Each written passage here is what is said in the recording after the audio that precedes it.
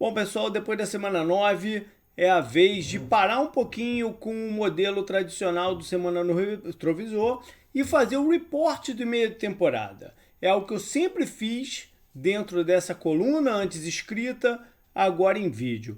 E vale ressaltar que são observações do que rolou nesse primeiro, turno, vamos dizer assim, primeiros 50% do campeonato e uma leve projeção para frente. Claro que, como a gente viu nas últimas duas rodadas, tudo é flutuante. E essa última rodada foi uma rodada pesada para as nossas, crenças assim no que estava acontecendo.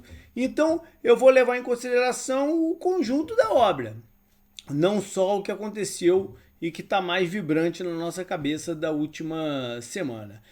Assim como no ano passado, eu vou fazer no mesmo formatinho. AFC, NFC, item por item. Vou numa e outra, numa e outra, numa e outra, até chegar lá embaixo. Eu não vou fazer toda a conferência primeiro para depois fazer a outra, não. Acho que assim fica um pouquinho mais dinâmico. Os itens são os mesmos que eu sempre usei desde o primeiro ano do 10 Jardas. Então, a começar com o time mais estável. E aí já entra logo dentro do que eu falei da última rodada, né, ter sido meio cruel com algumas coisas que eu vou trazer aqui. Mas é como eu vejo. Eu sei que Buffalo teve grande dificuldade nas últimas 2 semanas.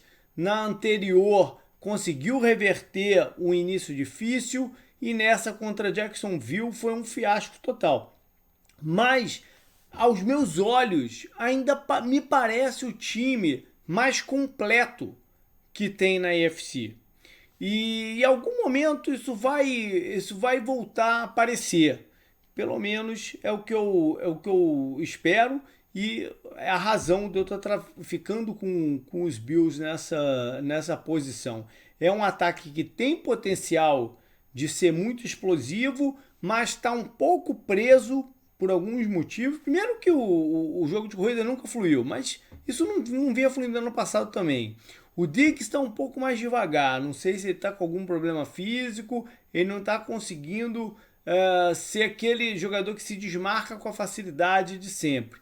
E a saída do Tyrande, né, deve voltar nas próximas rodadas, afetou um pouquinho. Acho que eles têm condição de se reinventar. E não, reinventar não precisa, né? Mas se recolocar no caminho certo e tem uma defesa competente. Mesmo nessas últimas 2 semanas, não foi por causa da defesa que eles tiveram problemas.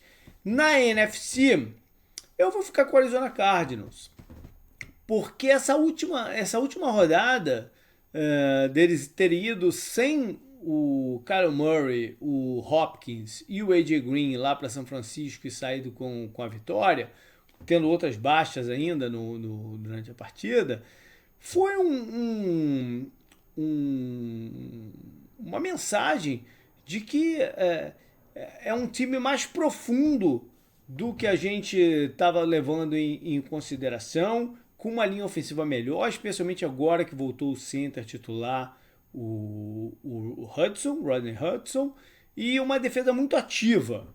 Mesmo com a saída do J.J. Watt, continua muito ativa. Não tem mais aquele item de penetração ali no meio da linha, mas continua sendo uma defesa agressiva e ativa. Então, esses são os dois times que eu trago agora. Agora vamos para os outros itens, né? Aí vocês já viram como é que vai ser o esquema. Decepção, o time decepção. Na AFC, normalmente nesse item a gente traz alguém que está muito mal, né? Eu poderia, por exemplo, estar trazendo Miami, né? Mas Miami eu já tinha um pé atrás. Então, eu quero trazer um time que, você vai achar engraçado, mas que está com 5 vitórias no campeonato e decepciona. Como isso é possível? É possível sendo o Chiefs, que é um time que a gente espera que tenha um ataque sempre avassalador. E está tendo muita dificuldade de turnovers, de concretizar jogadas na red zone. Nas últimas 3 rodadas, a média do time é de 12 pontos convertidos por partida. Não é esse o ataque que a gente pensa quando imagina Holmes, Andy Reid e todos os playmakers que eles têm. Para piorar, a defesa continua sem dar sinais de que vai conseguir sair do lodo. Então, para mim, eu sei que eles vão aos playoffs, mas é uma decepção grande. Eu esperava, quase com certeza, estar aqui considerando eles como o principal time da conferência. Na NFC, que é uma conferência um pouco mais enroscada, em termos de times, né, ali competindo, eu vou ficar com os Panthers, que meio que nos enganou no início da temporada, né? Eles saíram com 3-0, tendo algumas coisas muito interessantes, especialmente na defesa, os playmakers jogando, Sam Darnold, né, dando uma impressão que poderia ser o cara, poderia ser o quarterback, mas isso tudo ruiu. Desde a saída do McCaffrey, que voltou nessa rodada, mas desde que ele saiu, algumas outras lesões, o Darnold totalmente perdido em algumas partidas, na defesa, as baixas na linha secundária acabaram também pesando e o time está muito longe de ser aquele que despontou como um que pudesse beliscar alguma vaga wildcard, alguma coisa assim. Ainda não é esse ano. Agora passar para os jogadores.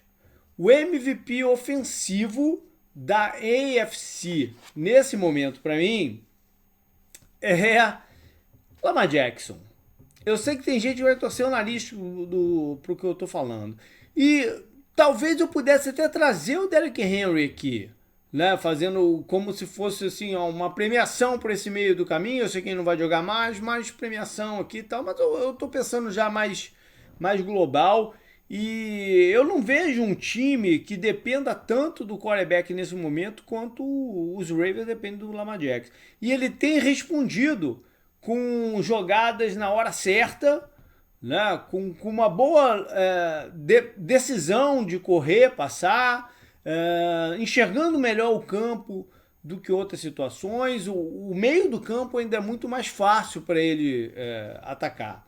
Mas eu vejo um avanço no jogo dele e é um quarterback que você não consegue tirar os olhos, né, dele no campo. Às vezes é até difícil você querer prestar atenção nas outras coisas porque é tão elétrico o negócio que o teu olho fica fixado nele. Então eu vou com ele como MVP ofensivo desse momento.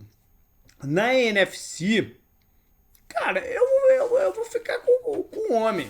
Eu vou ficar com o Tom Brady, que consegue ainda, cara, com essa idade, fazer coisas que a gente achava que, né, que não tinha mais recorde para bater, que não tinham aonde melhorar, mas ele continua, né? Ele continua trazendo coisas novas, ele continua expandindo o repertório dele.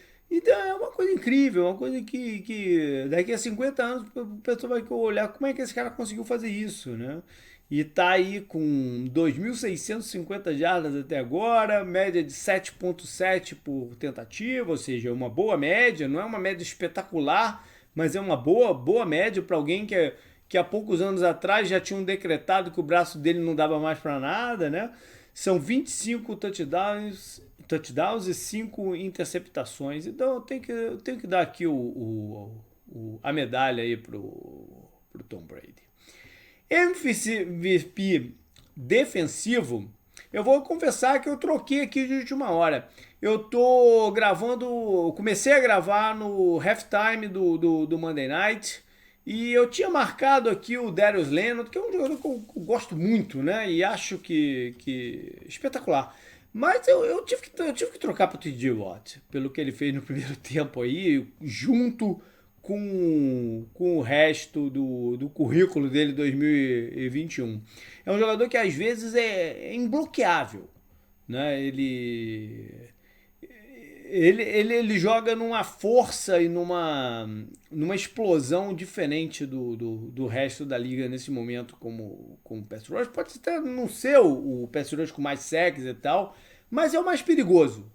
É o cara que você não pode deixar e você, pior de tudo é que você vê os adversários deixando ele em situações vantajosas, né, esquemáticas vantajosas. Mas para mim é de fato o cara. Eu tentei fazer aqui uma coisa diferente, mas eu acho que esse é o ano dele ganhar. De repente, lógico, vai depender de um pouco do sucesso do time como um todo. Na NFC, eu resolvi manter o que a gente vinha falando. Eu tenho cheiro que no final do campeonato a gente não vai estar com a mesma vibe. Não sei porquê. Mas eu acho que nesse momento, pelo número de interceptações e o que ele fez nessa primeira etapa do campeonato, o Trevon Diggs, cornerback dos Cowboys, é o cara. É o cara que se destacou, são 2 touchdowns retornados, né, dentro dos 7 que ele conseguiu. E não vou deixar de mencionar ele por enquanto aqui ainda não. Agora vamos lá para o jovem jogador que mais vem mostrando desenvolvimento. Na AFC eu resolvi... Ofensivo primeiro. Na AFC eu resolvi ficar com o running back dos Colts, o Jonathan Taylor. É o jogador explosivo desse campeonato na posição, né? Que consegue as jardas de grande profundidade. Você tem um outro que se aproxima, mas consistentemente, semana a semana, o cara que tem feito isso é o Jonathan Taylor. Está com uma média de 5,9 jardas por tentativa de corrida. Então, esse aqui foi um dos mais fáceis de eu escolher esse ano. Esse ano não, para esse programa, né? Na NFC, eu vou continuar de Dallas Cowboys e eu vou para o CeeDee Lamb, que é um jogador que eu tinha uma certa preocupação, seria se tornar de fato um recebedor ou simplesmente um cara de slot, mas não, ele já se mostrou que pode jogar em qualquer rota, em qualquer faixa, e Dallas teve muita sorte em poder draftá-lo no ano passado.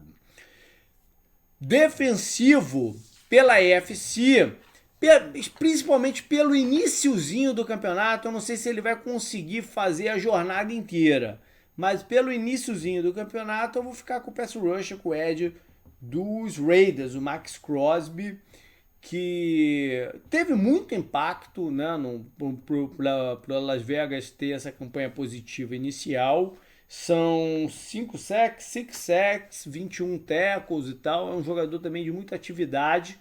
Não é todo jogo que a performance dele se traduz, né, para algo concreto, mas principalmente lá pelo primeiro quarto do campeonato, vai ele aqui ainda nessa categoria.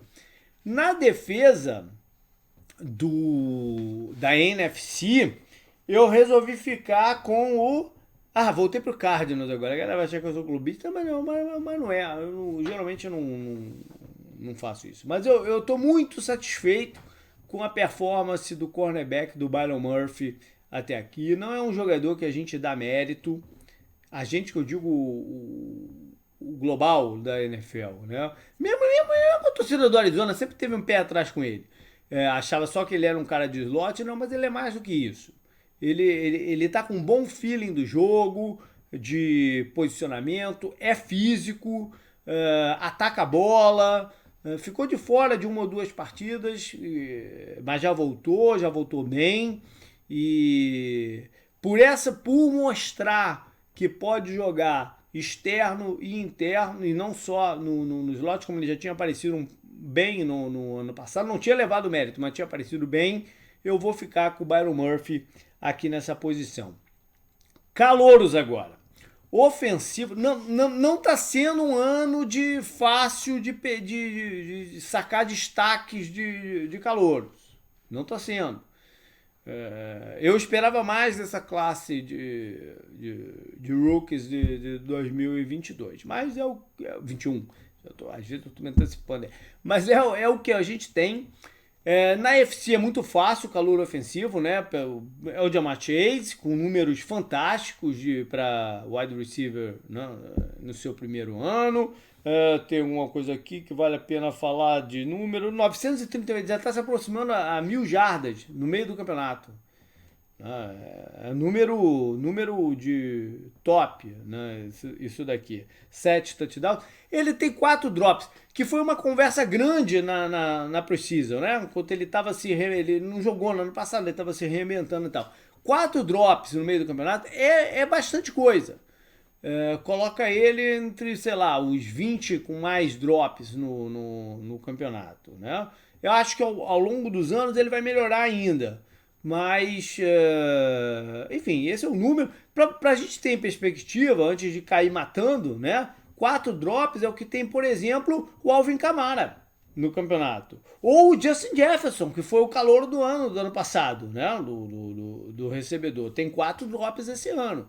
Então a gente tudo tem que ser colocado em perspectiva, né? É bastante. Ainda mais se você considerar, por exemplo, lógico, isso sim é fora da curva, né? Se você considerar que, por exemplo, o Larry Fitzgerald passou uns 7 anos sem ter um drop, mas é uma outra coisa, né? O Chase tá tendo um início de campeonato que tem que ser realmente louvado. Na NFC, cara, eu vou ficar com o Kyle Pitts, o Tyrese. Com o disclaimer que ainda não é o impacto que eu acho que ele pode trazer. Mas, novamente, usar o termo perspectiva, colocando em perspectiva do time que ele tá, né? E do fato de, dentro das posições de ataque, a de tight end é uma das mais complicadas transições do college para NFL pela fisicalidade que ele enfrenta das defesas, ali pelo meio do campo.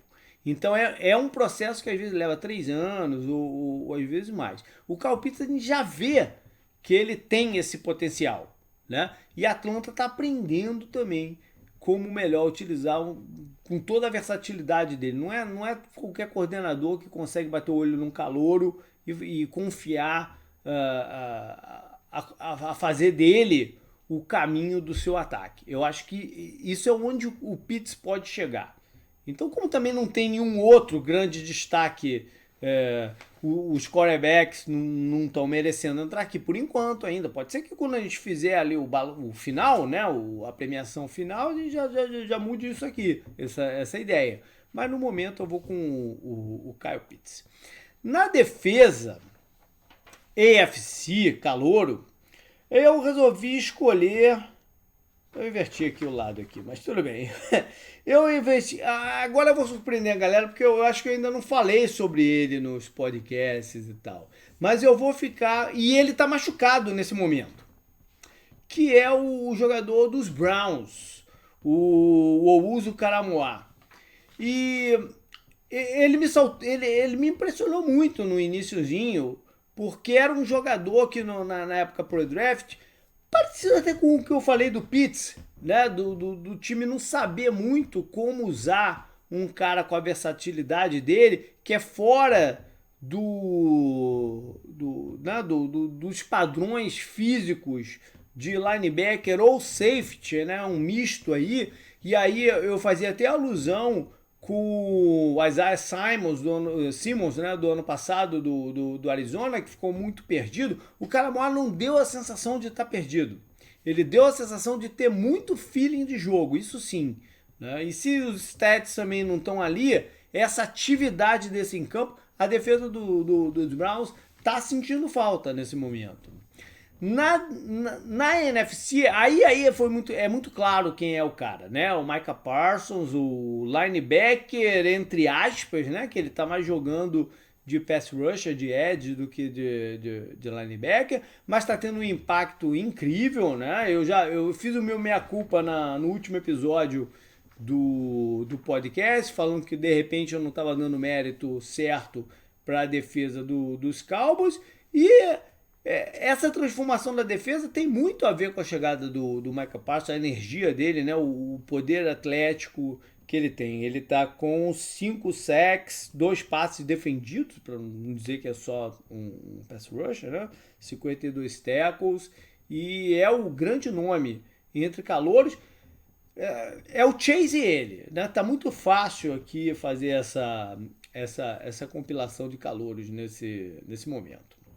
Bora então para falar do que eu acho que foi a contratação de maior impacto, né? Lá na Free Agency, e aí pode ser troca, pode ser a contratação, não estou falando que foi um Free Agent, né? A contratação como um todo. Na AFC, eu escolhi o Matt Judon, outro edge aí, né? Outro pass rusher, que foi para New England, e parece que ele já joga no esquema do Belichick há muito tempo. Né? A defesa dos Patriots com ele é outra. O Belichick, né, deve estar se martelando aí por nunca ter valorizado muito essa posição, nunca ter buscado jogadores extra classe que fazem essa função, ter dispensado o Chandler Jones, por exemplo, que é um baita de um jogador, e o Judon, que já tinha, né, um bom destaque, assinou um baita contrato e tá retornando, né, com muita satisfação aí para a diretoria dos Patriots. Já são 9 sacks, um fumble recuperado, vários tackles, ou seja, é por onde a defesa dos Patriots está ditando a energia, né? E aí lá atrás, na secundária, eles têm matado os jogos, mas com interceptações e tal. Mas a energia inicial, o push inicial defensivo é com o Matt Judon. Na NFC, se não tivesse machucado, eu ia até considerar o J.J. Watt aqui pelo que ele fez no início do campeonato, apesar do, como eu já disse, os stats não estarem lá. Ou até o Rodney Hudson, que eu já mencionei aí, o center, pelo como ele transformou a linha, mas também ficou muito tempo, ficou 3 ou 4 rodadas de fora. Então eu fiquei com o trivial, que é escolher o Matt Stafford. Também passa por um meia-culpa meu, né, que eu sempre tenho um pé atrás com o Stafford. E é mais um caso, né, de que a última memória, que foi o jogo do domingo à noite contra a Tennessee, se negativa, colocando também aí uma observaçãozinha que o schedule dos Rams foi muito favorável para eles até agora, mas, né, o poder de fogo do ataque de Los Angeles está muito diferente esse ano do que do ano passado, dentro do mesmo esquema, e a diferença é o Matt Stafford, né? Que é um cara que sabe jogar, que tem braço, que tem coragem de botar a bola em certas posições, e acho que no final das contas eles vão estar lá na briga de alguma forma, e o Stafford veio para ser, né, essa possibilidade dos Rams de estarem na posição que vão estar. Bora então, times de novo. Agora times que estão sofrendo muito com lesão, ou sofreram muito com lesão e podem ter impactado. Na AFC, vou falar que são muitas lesões esse ano, pulverizadas por todo lado. Então eu tive que escolher times que eu acho que estão superando de alguma forma, ou que, enfim, que tivesse alguma observação diferente para fazer. A AFC o pessoal pode até esquecer, mas no finalzinho da pré-temporada, início do campeonato, a onda de lesões foi cruel com Baltimore. Eles perderam os 3 running backs e outros jogadores, né? O Marcus Peters na linha secundária é uma baixa considerável, porque teve que mudar como eles queriam jogar defensivamente. Estou até voltando aqui aos pouquinhos, à medida que ganham confiança em alguns jogadores mais jovens, mas teve um impacto inicial grande. A linha ofensiva novamente, né, tá com alguns problemas, e eles começam pela ausência do Ronnie Stanley, que é o left tackle, que em forma é um dos melhores da liga, mas é o segundo ano que ele basicamente fica de fora. Então tiveram que fazer vários remanejamentos ali. Linha defensiva também, andaram perdendo jogadores, voltando e tal. E recebedores, né? Porque eles fizeram 2 adições para tentar melhorar o aproveitamento do Lamar Jackson em passes externos. A contratação do Sammy Watkins e draftaram no primeiro round um recebedor para isso, que é o Bateman.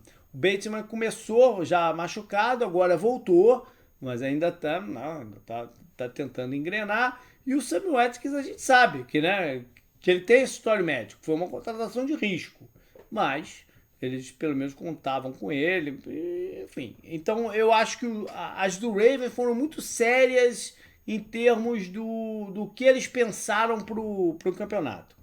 E agora, é importante dizer que ainda é um time poderoso, né? Um time que pode ameaçar ou pode naufragar também de novo. Mas enfim, é um time que a gente tem que levar em consideração.